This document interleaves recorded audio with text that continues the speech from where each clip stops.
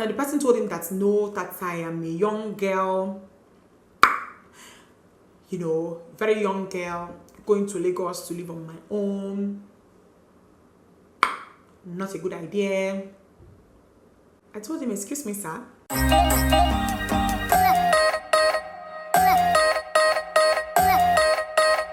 Hello. Welcome back to my channel. I look like Dora the Explorer to myself. I don't care what I look like to you. I currently look like Dora the Explorer to myself. So today's video is going to be a story time video. I haven't done one of these in a very long time. You guys seem to love them a lot. These days I feel like I just pay attention to everything happening around me so that I can come and report it back to you guys. The story that I'm going to tell you guys in this video, it's not like a recent story. It happened like 3-4 years ago, but then again, I saw a tweet, like always, and it inspired me to do this video. And the tweet, I could relate to it so much, and I remember quoting it and I was like, I have an entire story to back this up. And some of you were like, Dimma, tell us the story. We want a new story time, tell us the story. Tell us the story. So I'm going to be telling the story today. Outside of that tweet, I feel like this is also something that I've been thinking about like for a while, just how to answer the question, because I get a lot of questions in this area, a lot of Dimma, how did you do it? And the Dimma, how did you do it is not the Dimma, how did you start recording? Dimma, how did you grow your numbers? Which are regular expected questions for somebody that does the thing that I do. There are a lot of people who actually ask me, Dimma, how did you convince your very Nigerian parents to let you do YouTube? And that is a very valid question. If you're not a doctor, you don't have work. If you're not a lawyer, you also don't have work. Which other work is serious work in this country? Maybe professor at a lecturer, they call you prof, that's work. If you're still a teacher without prof, you're still learning, okay? Banker is also good. You know, you're close to money. That's a good job. And that's what, I can't even believe I didn't mention that. That was my dream, my old dream. My dream that I don't even know why I was dreaming it. It was a dream that did not have roots. I'll get to that. There are certain jobs that Nigerian parents tend to place a lot of value on. And I feel like it makes sense because growing up, that was what a lot of them aspired to be. So it makes sense that a lot of them grow up, they're all grown anyways, but then a lot of them have kids, and these are the type of things that they want for their children. Things that they at their time felt was the best that you could have. The thing about it, however, is that the world has changed, okay? The world is changing, and Nigeria in itself, we're also in a country where, in all honesty, you also have to start looking at things outside of the norm. Mainly because of unemployment and a lot of factors here. A lot of jobs are oversaturated. There's not enough jobs for people with degrees. So imagine us who don't really place as much value on these jobs. We consider them to be good. We know that people who are doing them right now earn well, but then we know that they are not the make or break all. There are so many things that you could actually be outside of these few things that everybody believes is the best thing to be. Does that even make any sense at this point? But you guys kind of get what I'm saying. So what you see within this type of situation is that there's just constant clashing between kids and parents, you know, and in a lot of situations, like in most cases actually, the kids just cave in. I know a lot of friends who are literally not doing what they want to do with their lives. They are making money, right? They are going to work every morning, getting jobs done, but then they are not passionate about what they are doing. It's just this constant back and forth with the older generation trying to explain to them that this is what we want to do, and if we do it well the way we've seen others doing it, we stand a chance to actually make a living off of it. How did I convince my parents to let me do YouTube, guys? I've told you guys before that for my undergrad, I did my undergrad at the University of Nigeria, Enugu campus. I did banking and finance, and at the time, up until now, if you ask me the reason why I did that course, I don't really know. I really love the way that bankers looked when they were going to work. I love the fact that they looked smart and they went into air-conditioned offices and they just handled money, which was a big thing, you know. That was it. I was not passionate about anything. I didn't even like numbers. First of all, I got F9 in accounting. If anybody had stopped to ask me if my brain was correct at that point, it would have really helped me. But then I feel like banking was a good thing, and my parents were like, oh, she really wants it, irrespective of the fact that she didn't do well in accounting. Like my WAEC was actually really good. I had about 5 A's and I had like 2 C's, no 3 C's I think, and then 1 F9. Not a D, not an E, F9. In what? Accounting.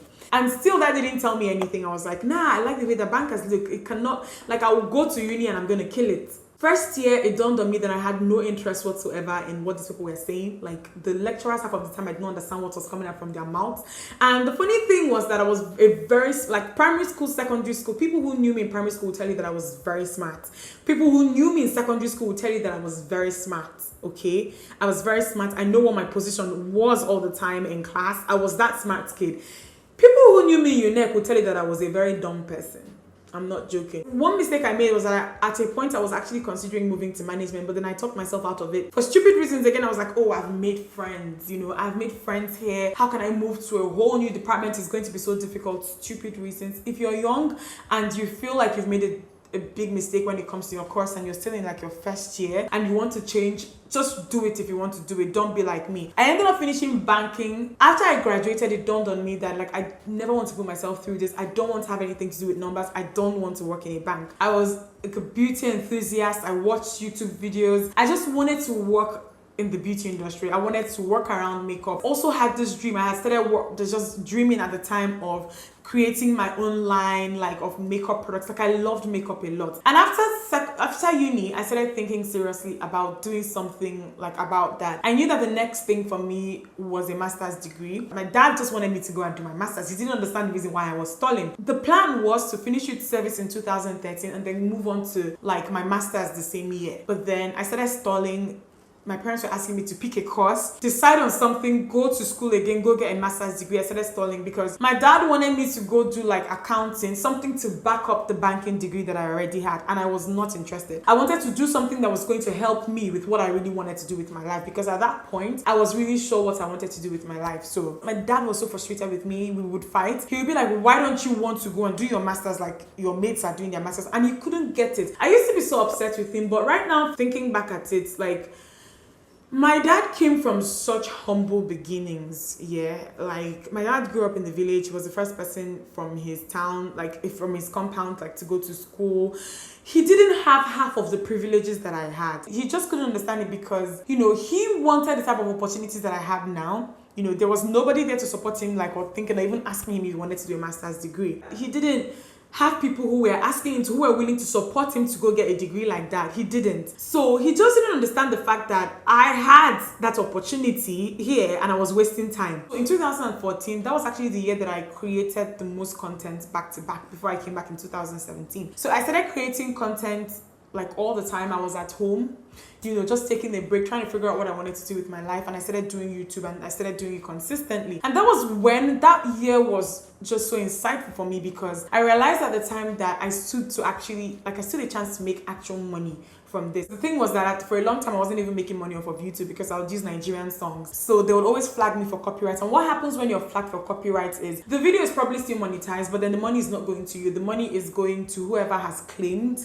the song. I started having brands approach me in 2014 to work with them, you know, to use their products in my videos. I learned that year that I could actually make money off of this. So I started really doing my research on what course to do. What can I do to help me do proper research on this to figure out how I can make a living off of this or turn it into something that generates revenue for me? And I settled on entrepreneurship and innovation. I've already told you guys this before. So I went and I did my master's. I loved that course. The course was the best thing that happened to me. We were at a point where my father was just like, I want you to go get a second degree. I don't care what you get it in, because at this point you're pissing me off. Just go get a second degree. Did the course, did a really good dissertation that I had told you guys about. And I remember after I had done my dissertation and I scored really high, and my supervisor asked me, I'll never forget that man in my life, because I was one of those people that like I didn't get a supervisor on time. Okay, so it took me a long time to actually get a supervisor, and I was like panicking at that point because I felt like nobody really wanted to work with me. And then he came, he looked at my YouTube channel, he saw that I had 50,000 subscribers at the time. He was really excited, and Sanjeev took me on.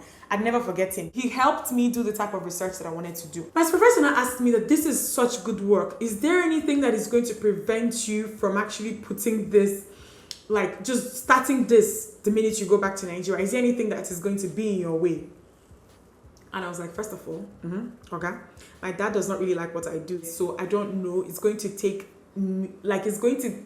a lot to convince him to just like not make a fuss when I come back to do this. And then my supervisor was like, okay, that he wants to talk to my dad.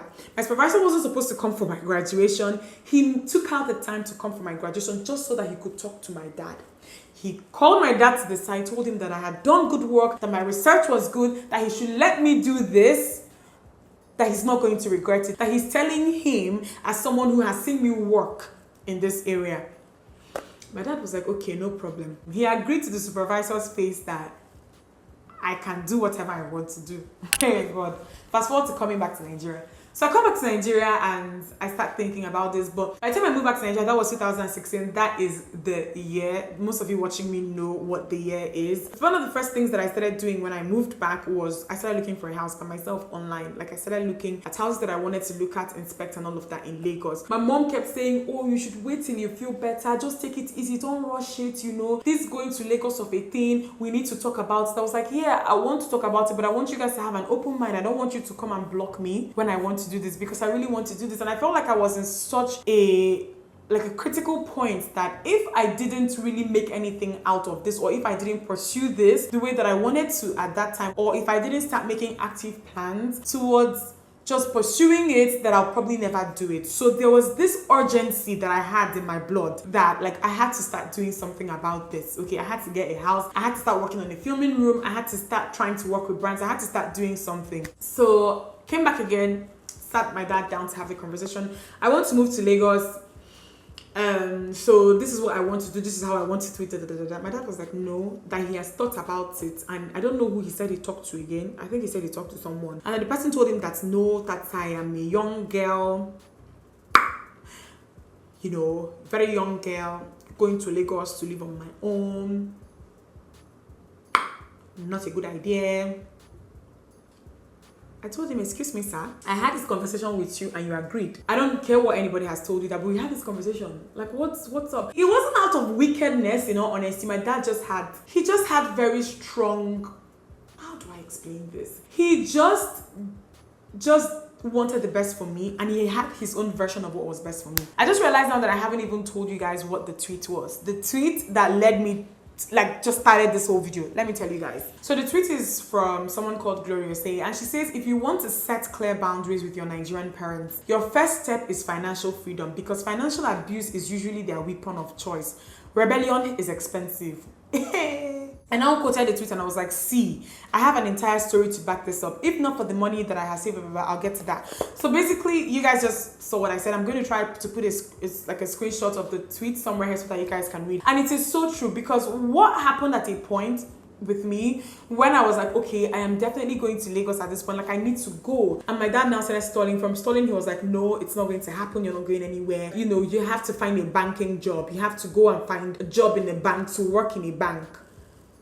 And I was like, I'm not working in any bank, okay? And my mom, I remember, like, talked to him, like, you know, when they finally did have the conversation, it was like, this girl has one foot out of the door. First of all, most of her friends are no longer in Enugu. She wants to go somewhere that she feels will benefit her with what she wants to do with her life. Let her go. So I got up. I was like, you know what? I'm going to book my ticket and I'm going to go to Lagos. And I'm going to tell you guys how I was able to do this. So with AdSense, you get paid. Like, if you guys don't understand the way that YouTubers make money, I can make another video on this, but then you get paid and the money is in dollars. Like, YouTube pays creators everywhere in the world. They don't pay in your local currency. So what I did was that I opened a domiciliary account for creators in Nigeria here who are trying to figure out how to accept or receive payment from YouTube.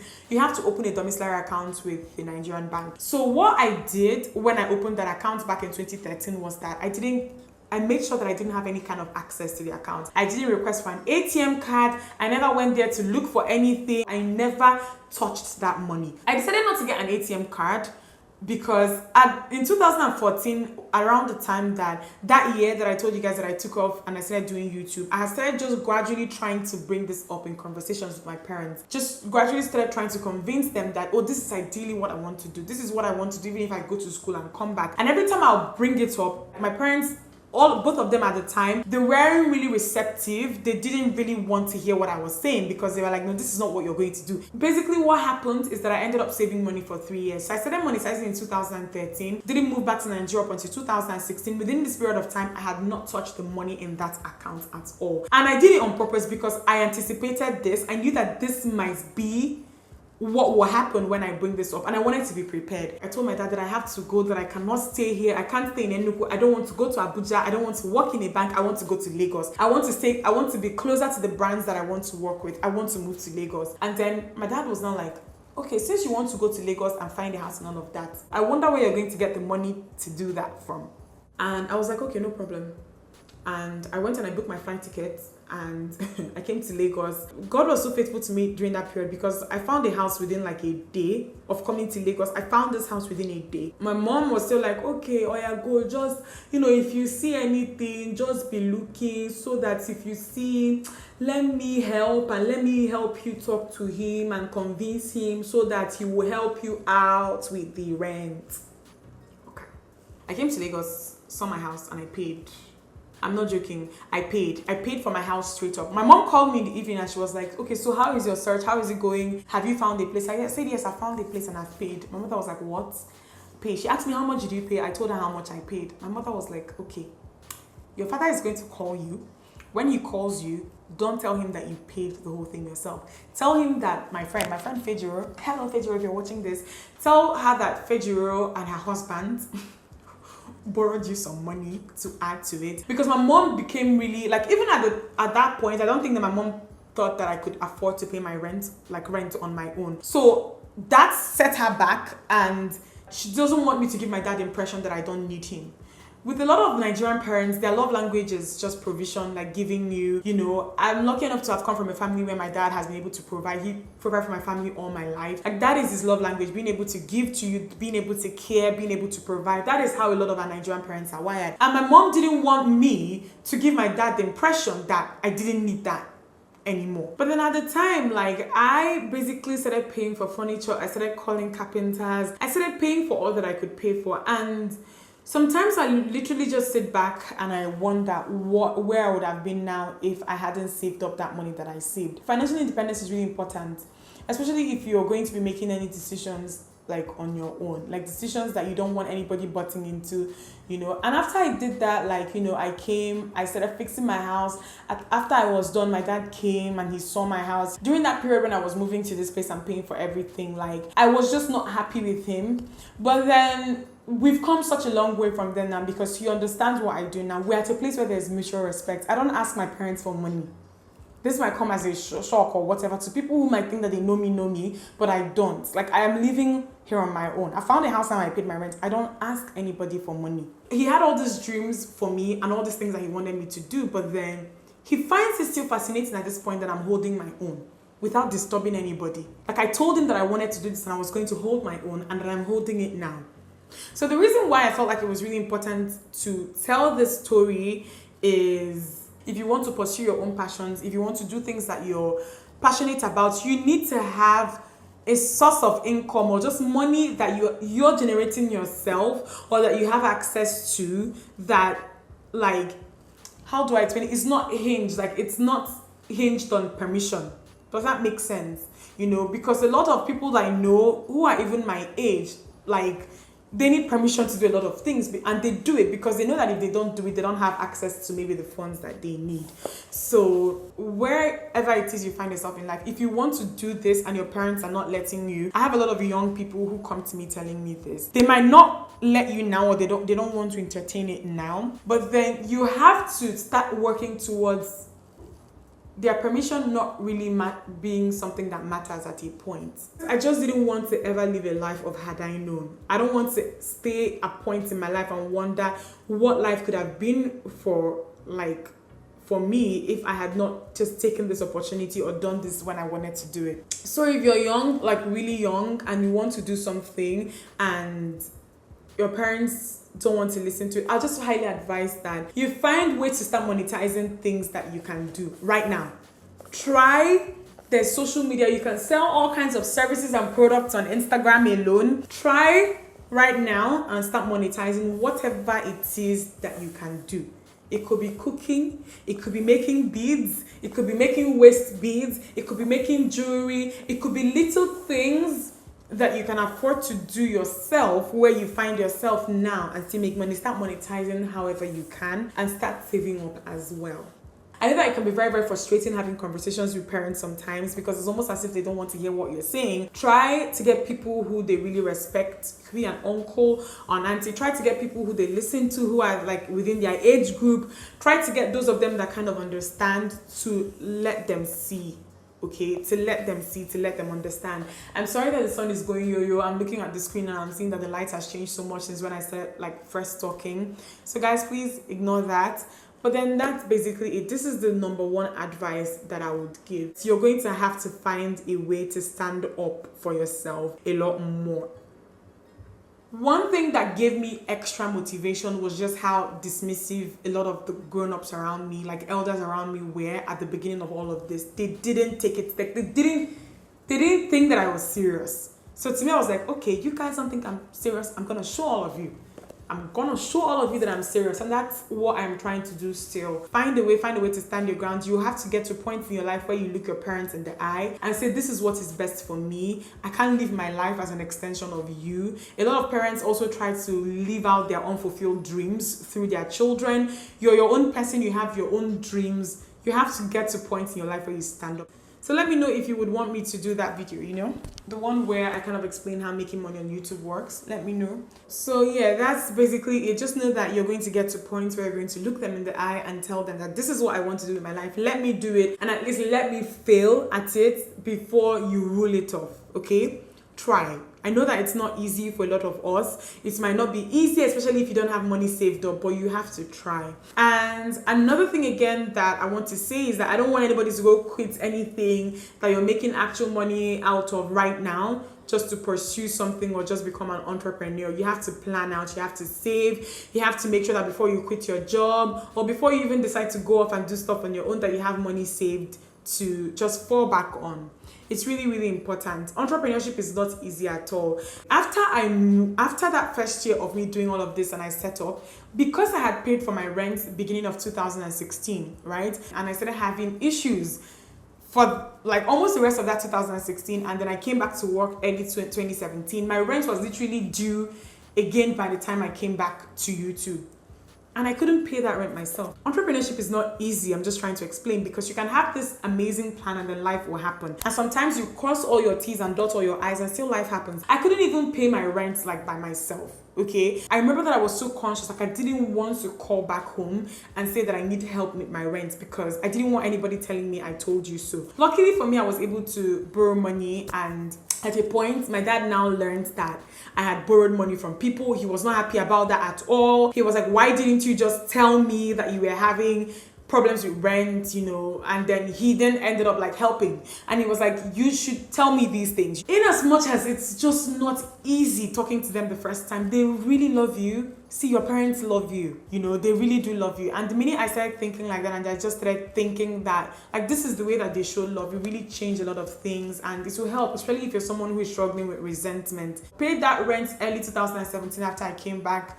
By the grace of God, just things picked up and things have just been steady since then. Another thing again, I know that you will even see situations where people are struggling with unemployment. They don't have jobs, and then they decide to go do certain other things that they've seen people making money off of online especially, and you see parents telling them that no, that's not quite your level, you have to wait for this. Guys, anything you feel that you can do, forget, there is really no tush looking person. I've seen people become millionaires from selling sand, like the most like things that you don't even consider to be worth anything at the beginning. Providing a service to sort or to just ease needs that people have that everybody seems to be overlooking. There's so many things that you can do. Don't let anybody bully you or like make you believe that working at a job by fire, like at an office by fire by force, like makes you better than people who are starting or working on business ideas, no matter how small.